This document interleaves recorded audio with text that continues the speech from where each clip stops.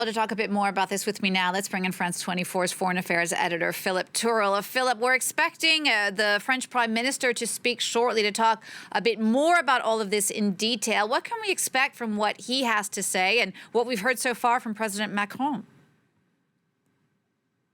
Well, the first thing is, of course, that the government, if you talk to members of Emmanuel Macron's La République En Marche party, they're saying pretty much that they're walking on eggshells as far as this new bill is concerned, because they don't want to upset France's large Muslim population, but they do need to do something to stamp out the spread of radical Islam. I'll give you an opinion poll to begin with, if you like, because it's quite impressive. 88% of French people say that they're preoccupied by the rise of radical Islam in France, and 58% say they're very worried by it. That was a poll which was organized by the Via Voice organization.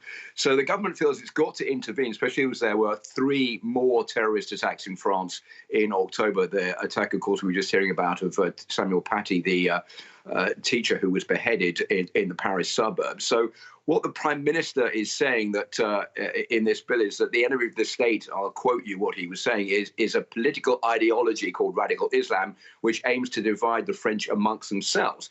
So what the government is basically going to say is that they want to control or have greater control of associations that have links to Muslim organizations, particularly mosques, and where their financing comes from, and what kind of preaching is taking place in there. They also want to stamp out any possibility of polygamy in France.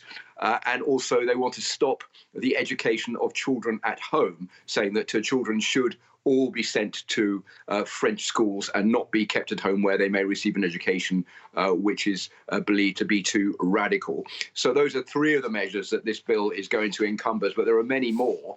And it's, as we heard, being discussed by the Council of Ministers at the moment, and the French Prime Minister due to talk about it to the public in a press conference very shortly. Philip, has there been any reaction so far to these proposals? And if so, what kind of reaction has there been? Well, the government is trying to put a united face on it. There's an interview in the Figaro newspaper bringing together the Interior Minister, Gérald Darmanin, and the Justice Minister, Éric Dupond-Moretti, with a joint photo and a joint interview.